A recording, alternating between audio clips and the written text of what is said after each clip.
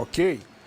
Quando que se quebra o voto de confiança dele em relação à torcida, a ponto da principal torcida do Santos, que é a torcida jovem, que já a partir do domingo que vem já vai poder desvirar aquela faixa que ficou de ponta cabeça o campeonato inteiro, foi quebrado, esse elo de confiança.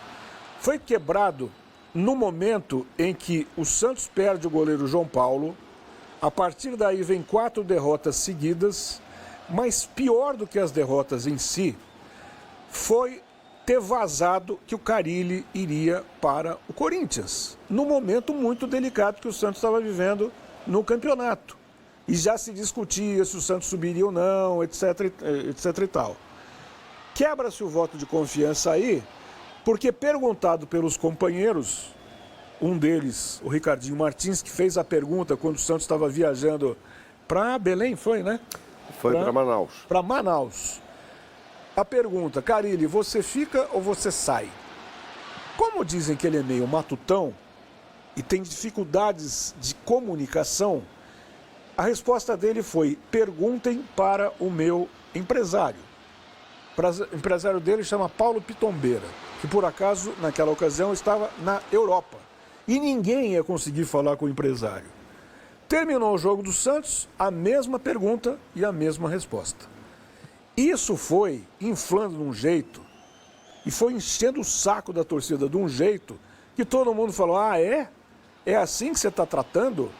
Você poderia muito bem dizer o seguinte, eu quero terminar o meu contrato e o meu objetivo é levar o Santos à primeira divisão do campeonato. Ponto.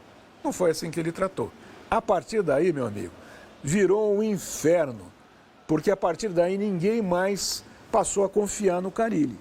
Então uma coisa é o trabalho dele, o desempenho do Santos, outra coisa foi a quebra de confiança, esse elo que se partiu naquele momento que o Santos mais precisava dele. Eu acho que tem 2 elementos aí. Esse aí que você traçou perfeitamente, a quebra da confiança, no que diz respeito à palavra do técnico e a comunicação, né? Chegar e falar, não, eu fico, ou não sei se eu fico, depende da diretoria e tal.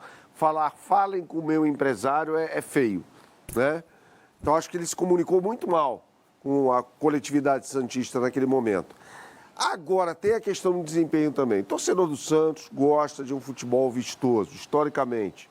O torcedor do Flamengo é assim também, o corintiano nem tanto, o palmeirense um pouco mais. Isso é a cultura do torcedor, né? Mas não dá para jogar com o tal DNA santista se você não tem jogadores para tal. A função dele era subir. O Santos não tem jogadores craques. Não tem um craque no time do Santos. Tem bons jogadores. Tem Pituca, João Schmidt e Guilherme. Eu cito esses 3 particularmente. Acho o Jair um jogador extremamente promissor, que não jogou na partida de ontem. Mas não tem um craque.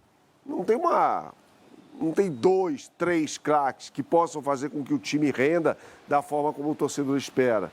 Então vai acabar não entregando esse desempenho. É normal. Você joga com o DNA de acordo com os jogadores que você tem. É claro que o estilo Fábio Carille é mais pragmático, tudo isso, né? A gente sabe de tudo isso. Agora, é difícil você armar um time vistoso quando você não tem jogadores para tal. Eu acho que tem muita gente que faz confusão, tá? Eu acompanhei muito o Santos na Série B e acho que o torcedor do Santos em nenhum momento pediu, exigiu ou esperava um circo de Soleil do Santos na Série B do Campeonato Brasileiro. Um Dream Team. Nada disso. O que o santista queria era um time consistente, um time que possa se impor em determinados momentos, sobretudo dentro de casa, porque a Vila sempre foi um ponto de desequilíbrio a favor do Santos. Um local difícil, hostil para os adversários, e o Santos não conseguiu se impor em vários momentos. Porque uma coisa é claro que o Santos não faria grandes exibições no Campeonato Brasileiro da Série B, mas por que algumas equipes se comportavam melhor do ponto de vista coletivo? Cito 2 aqui, Novo Horizontino e Mirassol. Você não vai conseguir colocar na cabeça de nenhum santista que o Santos vai jogar contra o Mirassol na Vila Belmiro, vai fazer 1-0 e depois vai ficar no campo de defesa esperando o adversário. Você está na Vila. O Santos fez jogos ruins, como, por exemplo, o Avaí na Vila, e eu poderia citar outros aqui. América. Exatamente. E, em alguns momentos, o Santos foi mal sem colocar a culpa no treinador. Contra a Ponte Preta, o Santos vencia o jogo com um homem 2 a a mais 0. se a comissão técnica não volta para a segunda etapa, aqueles jogadores tinham obrigação de dar vitória para o Santos. Então não dá para colocar tudo na conta do Carille. O Santos era o melhor time do ponto de vista técnico da Série B. E ele deixou a desejar em determinados momentos, mas isso é bastante discutível, porque, como disse o Berna, o mais importante era somar pontos para conquistar o objetivo. O acesso, acima de qualquer coisa, se desse com o título, ok. E ao que tudo indica, vai dar para subir com o título. Agora, tem muita gente também que coloca a régua do Santos lá embaixo. Então é o seguinte, você pega esse cenário. O Santos tem como principal rival o Corinthians. O técnico do Santos recebe uma proposta do rival. Não era de um outro clube da Série A, era do rival. Beleza. Se ele não coloca um ponto final ali, é claro que ele causaria um desconforto muito grande no ambiente, interno e externo. E ele, Carille, admitiu que ele foi mal na condução desse problema, ou dessa proposta. Porque é óbvio que isso mexeu bastante com o ambiente, mexeu bastante com a torcida. Nós estamos falando de um rival. Eu pergunto a vocês, peguem o mesmo cenário e coloquem no Palmeiras. O treinador do Palmeiras vaza que o treinador do Palmeiras recebeu uma proposta do Corinthians. E ele vai para a entrevista coletiva e simplesmente diz o seguinte, olha, conversem com o meu empresário. Muito provavelmente esse cara não treinaria o Palmeiras no dia seguinte. Não. Se acontece isso, por exemplo, no Flamengo, o treinador recebe uma proposta do Vasco, se ele não bota um ponto final naquele momento, no outro dia ele não aparece para treinar. Porque isso mexe bastante com a rivalidade. E eu acho que o Carille realmente conduziu muito mal. Agora, tem um outro detalhe. Eu ouvi muita gente falando e acho que vale a reflexão.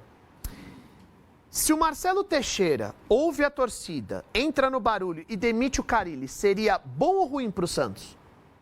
Então, em determinado momento, houve uma espécie de um checkmate em relação a isso. Discutiu-se essa questão, o que faria com o Carille. Aí tem questão contratual, tem o negócio do Japão dele, que ninguém sabe como é que ficou resolvido aquilo. Tem uma multa a ser paga. Então. Porque assim, ele teve muito sangue frio para conduzir também, como presidente, porque imaginem vocês ele sentado na poltrona, vendo o Santos jogar contra o Ceará e depois ele... Opa, eu vou ouvir a entrevista do meu treinador.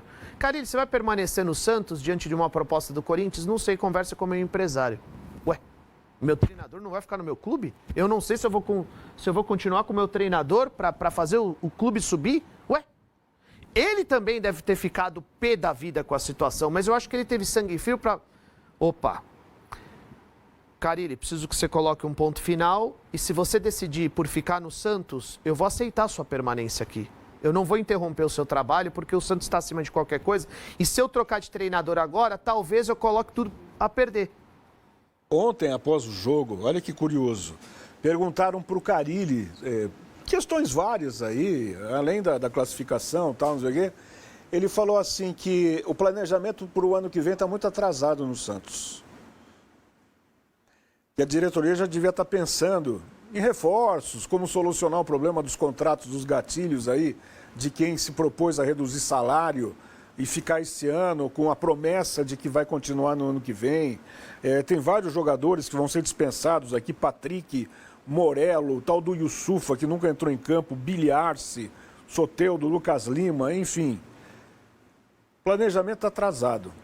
Não deu 2 minutos, foram perguntar para o Marcelo Teixeira, ele falou assim, não, o planejamento não está atrasado não.